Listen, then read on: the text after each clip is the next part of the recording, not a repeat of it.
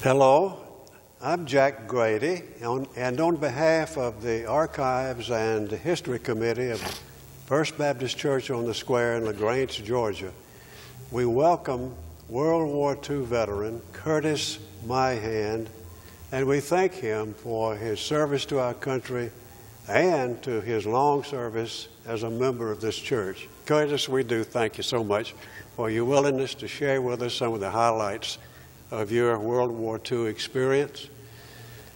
We sit here 70 years after the beginning of World War II and reflect on those days. It is one of those things, of course, that our generation is particularly conscious of throughout our lifetime. But I know that by having this interview experience, we'll be able to have a recording of your particular experience, and people in years to come will be able to access this interview and get a glimpse, I think, of what it was like for you and others to participate in this World War II experience. Let me share with you, too, that this, as I said, this interview is being recorded by Paul Barnes, and we appreciate him doing this.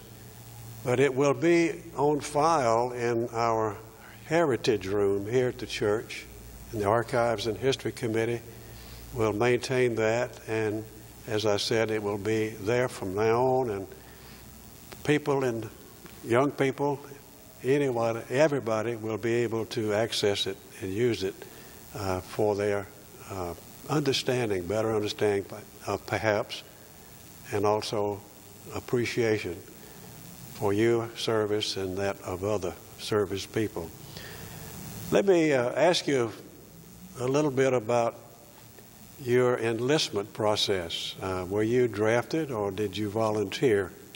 I volunteered, and of course it was the United States Naval Reserve, which meant the duration of the war plus 6 months. I can relate to that. I had a similar experience. But my experience really began back several months before I joined the Navy. I was born and raised in Troup County, and I finished grammar school at Oak Grove, and then I went to high school and graduated from Chipley. Chipley, and which is now Pine Mountain. Exactly. I believe. Yes. And at that time, there was a gentleman who was a multimillionaire that owned hotels, from the Battle House in Mobile to the hotel. There was no motels at that time. It was all hotels. Yes. In Maine. And he'd take us poor country boys and start us off in the kitchen and the pantry and let you, if you could progress and fulfill his requirements, he'd sell you the hotel or lease it to you. Very interesting, yes. And so that's how it started out. And I was in Yazoo City, Mississippi to begin with, but that's when the war was beginning to escalate. And lightning struck the elevator shaft and burned the hotel. Oh. So they sent me to Norton, Virginia. Virginia. And I was there and just doing pantry work and what have you.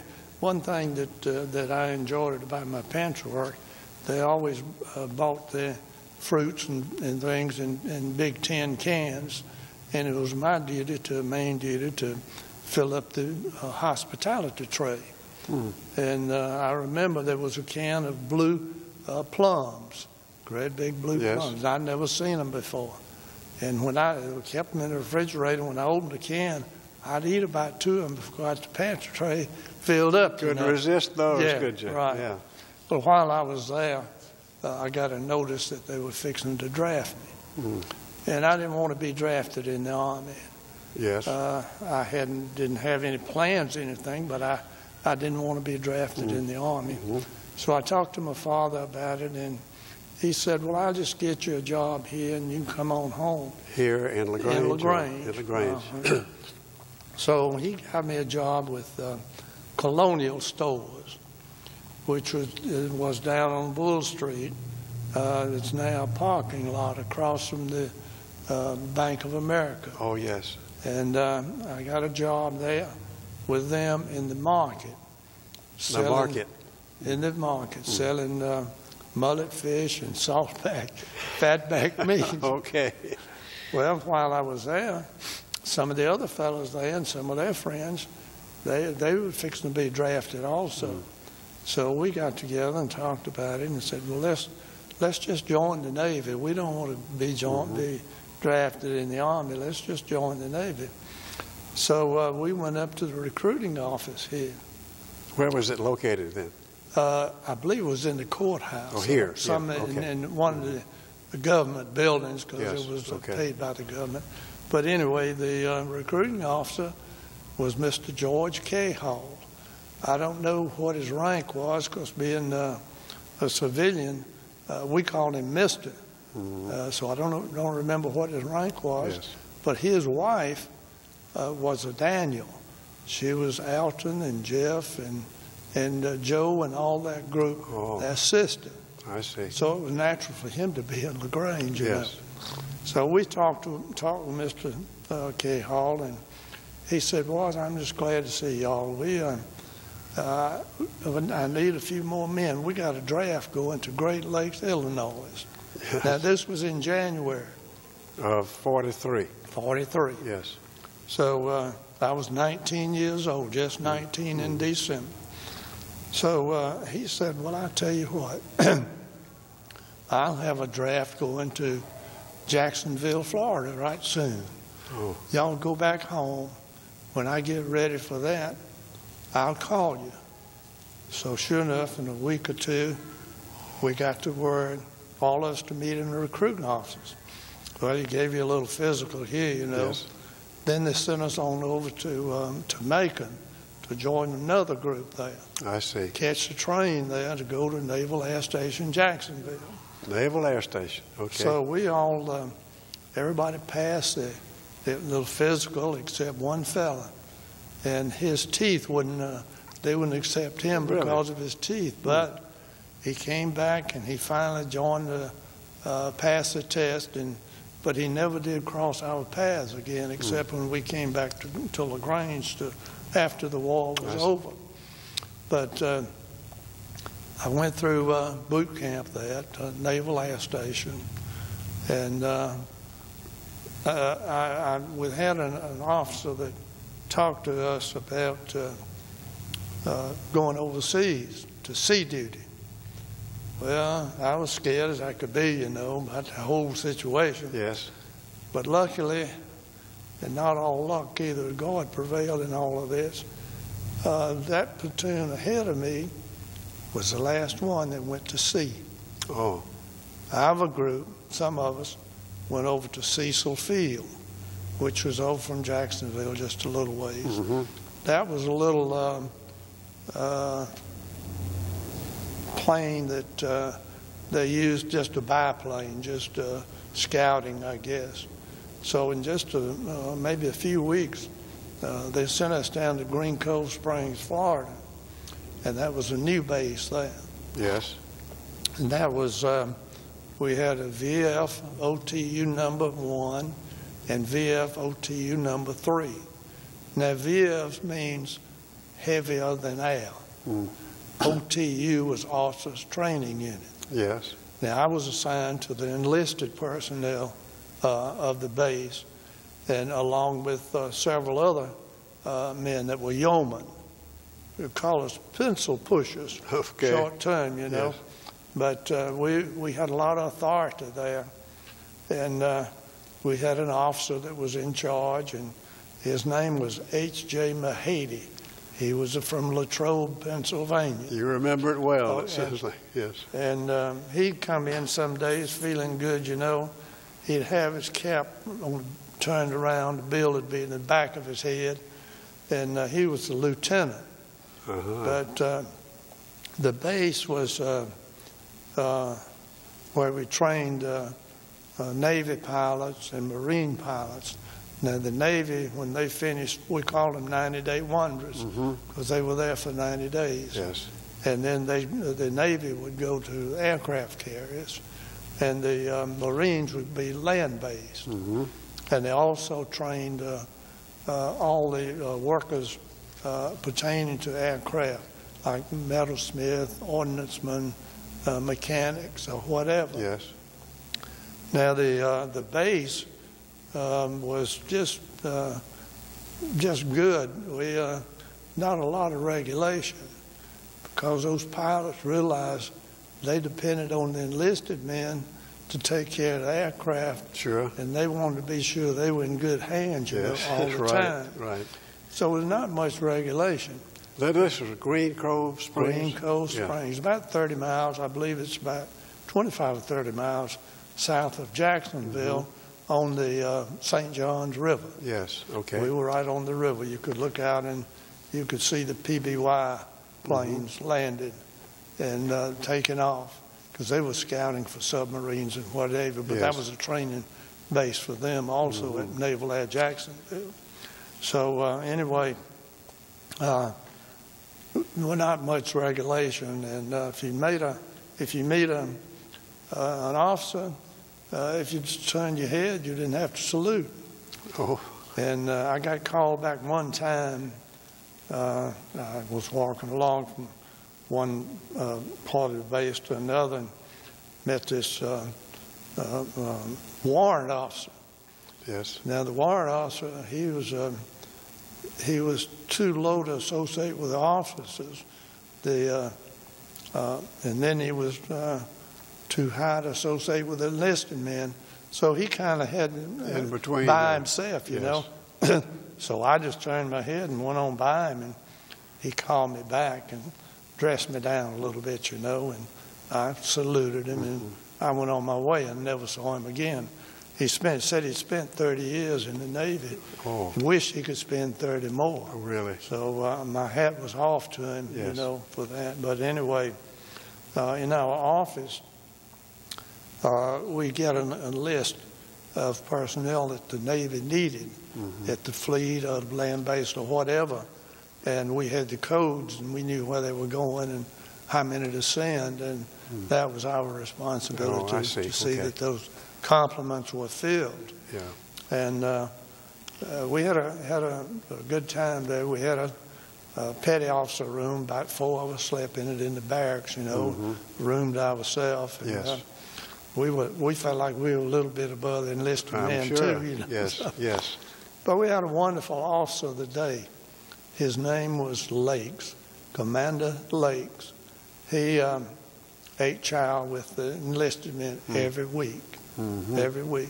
And he reminded me very much, and Reverend Graves reminded me, because I didn't know Mr. Graves then. It was after that Mr. Graves came to our church, and Omar Graves. Yes.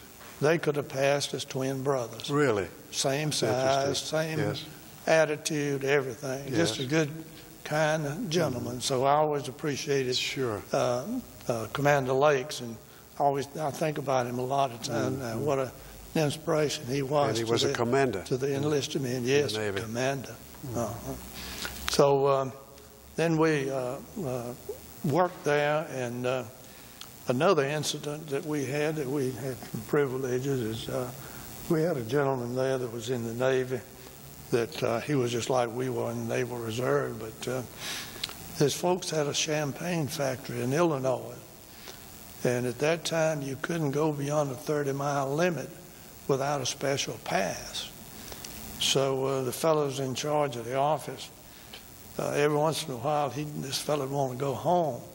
Well, he had a Buick convertible, red, brand new Buick convertible. So Ray would he'd get him an out-of-bound pass, you know, and he'd leave that convertible to us. And we'd go into Jacksonville. Now that's where you really had to be careful, because Navy with the shore patrol. Oh, yes. But you could go to St. Augustine, which is about the same distance, and there was a Coast Guard, and they didn't bother the Navy. So we'd ride that convertible, you know, Yes. to Jacksonville and St. Augustine, and of course to cross the St. John River, it was a wooden bridge that was 5 miles long. Wow. With catacomb. We had that call one night. We were going to St. Augustine. Something happens. I don't know whether they did it on purpose or not, but to cut the lights off. The lights went off. Well, I could just know that we were going to hit the drink then, you know. Go into St. John River. So then a second it came back on, and that was all there was to it. But, you know, while I was in boot camp, I couldn't swim. And they tried to teach me to swim. Yes. And I can't swim to this day. Is that so? Even all of that Yeah. teaching that they tried to make me swim, and you think about being in the Navy with all that water, you Yes. don't need to know how to swim. Yeah, they were trying to do you a favor, Right, teaching you to swim. Well, as I said, we sent enlisted personnel. That was our job. And they were there long enough that we could see some of them come back. Some of them came back all right. Some of them came back, could have been anywhere. They didn't know where they were. That kind of situation. You know? I see, yes. And it was sad because we knew them before they left, and then Sure. they come back in a pitiful situation. Then one day there came some orders through to outpost down in the South Pacific, and looked it up on the code, and it was Guam. Guam? Yes. So I said, you know, I might like to take that. It was just for one person. Oh, I see. One person. Asking for one. One. Which is a little unusual, I Right, think. Yeah. right. So I said, well, I believe I'll just take this, replace that fellow. So I got my orders cut. Did they fly you to Guam, or No. did you went aboard ship? It was a long, long way. I was always a passenger. That's why I was asking. Well, it would be a long ship. I came to, I had some leave, so I came home, spent a few days, and I caught the train here and went to Atlanta. And I'd never ridden on a train before, you know, and that was an experience for me. So I got the train from Atlanta to go to Chicago. Well, we got up in the Indiana, and the conductor came by to check your ticket. And I thought, man, I'm on the right train. What if I'd have been on the wrong train? Way up in Indiana, I'd be in bad shape because I had to report at a certain time. So. Yes. But anyway, went to Chicago, changed trains there. And I had an upper berth from there to San Francisco. Oh, you went on to the West Coast. West Coast. There were people sitting in the aisles, just any way they could get a place on board the train. So we went up the northern route to San Francisco. They took me there to Shoemaker, California. That was on land. Yes. Stayed there a few days, and then I went aboard water taxi, driven by ladies. Had all your gear and everything. It was just above the water level. So they took us to this LST, and you go up a Jacob's ladder. Yes. They get all your gear and take it up, then they take you up. You got to climb up it, Right. you know. Right. So the one that we were on was empty. It was bound for Guam. The LST made the trip all the way to Guam? No, made it to Hawaii. Okay. I wondered about that's a little bit far. Took us 10 days to go from San Francisco to Hawaii, and we were doing a zigzag course. You went out under the Golden Gate Bridge. Out under the Golden Gate Bridge. And that was a sight. It was. It really is. You could see Alcatraz and all those other sights. So we were aboard this LST. I said it was empty, but it was. We had a good cook and everything on there. We had pies to eat, just real good. But it was so slow. It was about I think 14 knots was flank speed on it. Yeah. but it wasn't going that fast. So anyway, we ended up in Hawaii, and I always thought that, you know, it was smooth. That's what the pictures you see will see. But it was rough. You went into Diamond Head and around. And I saw them turning the LST, making a circle, and I looked, and there was a periscope that went by us. Oh, boy. So they were just missing the submarines. But they put us back down in the lower end of the harbor because we were small craft.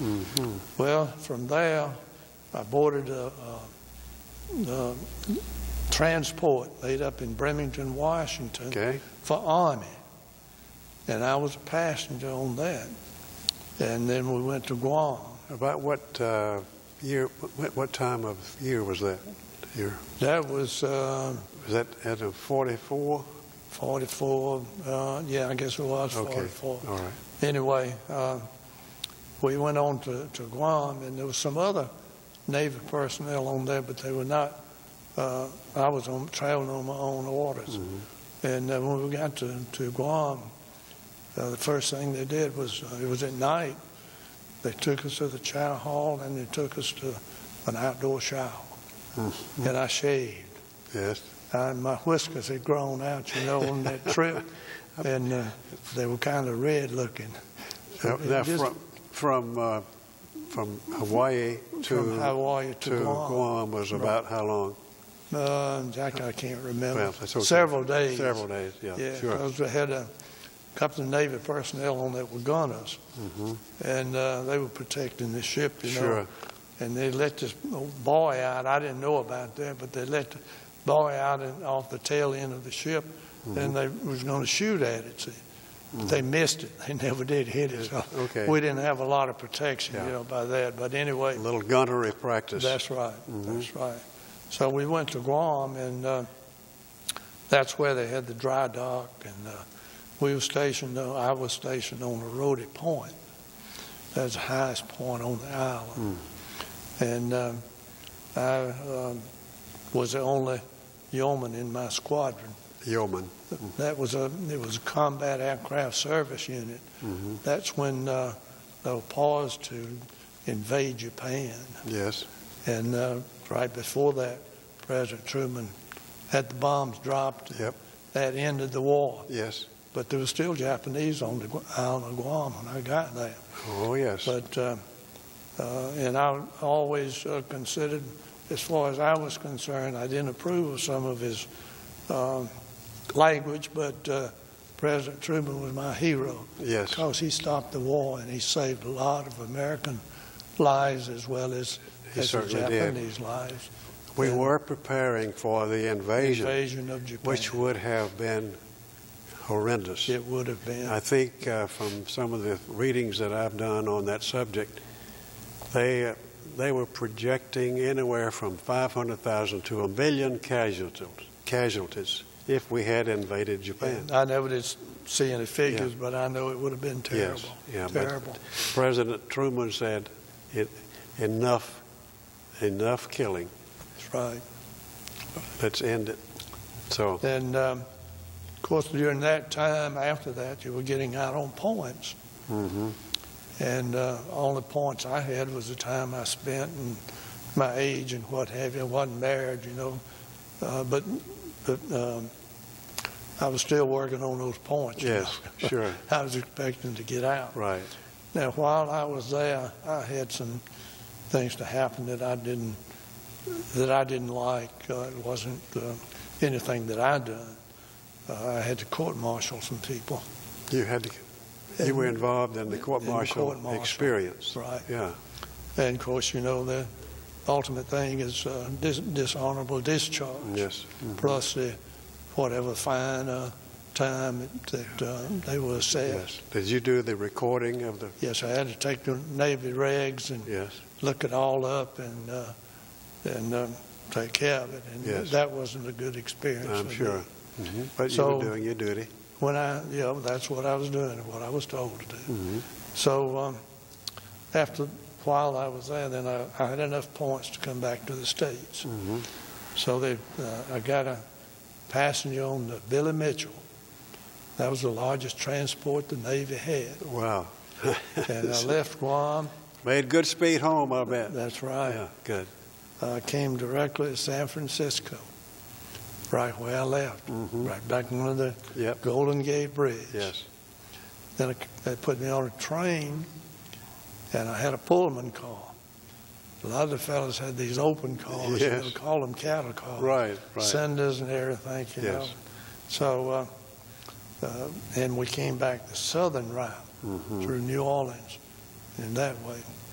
So we came back to Jacksonville, and I was discharged on April the 30th, 1946. 46. 3 years, 3 months, and 4 days. 3 years, 3 months, and 4 days. And when we were discharged, several of us decided we'd just pay the taxi to take us to Atlanta.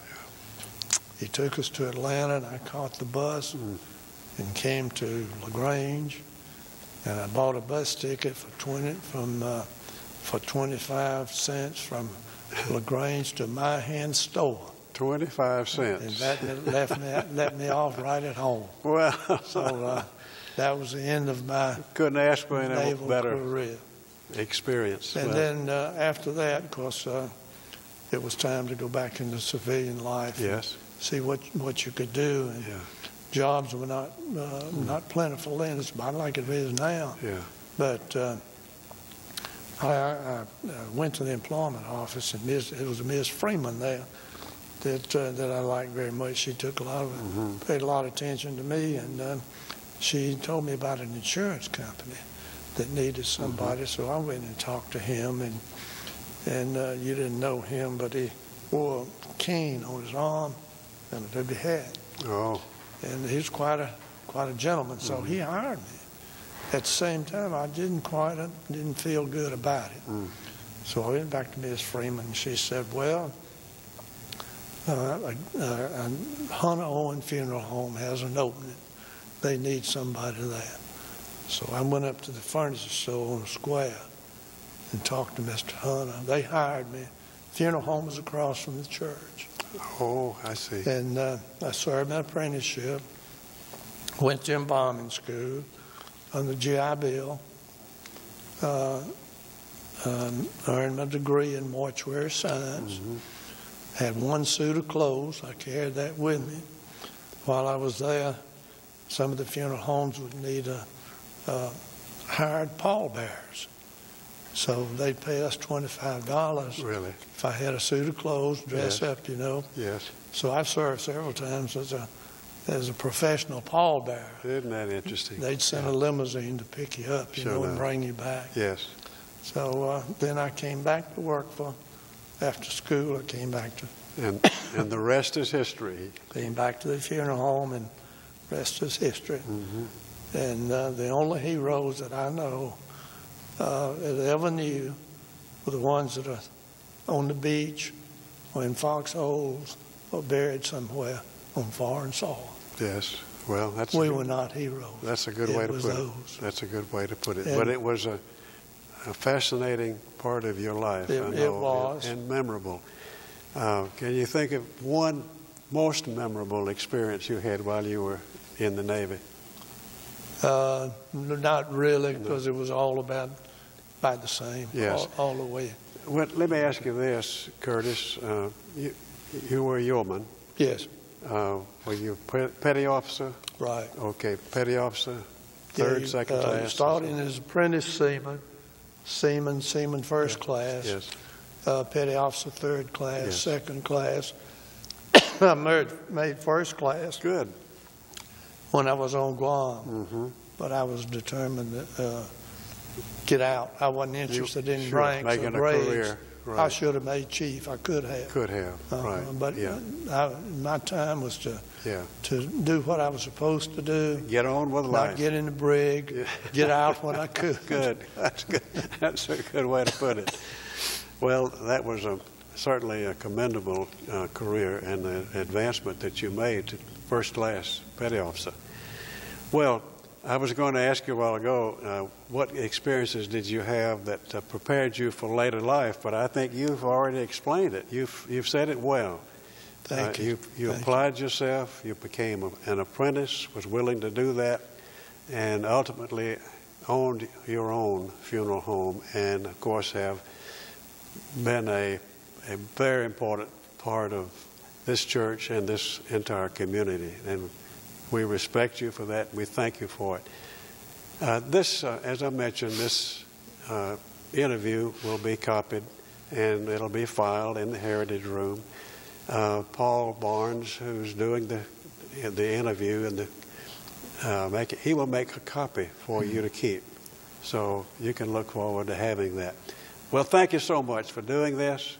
I appreciate it, and our Archives and History Committee will appreciate it. And I know that people in our church will as well. Thank you so much. Thank you, Jack. As I said before, God's been with me all of my life. Amen. That's good enough. We'll leave it there. All right. Thank you. Thank you, Jack.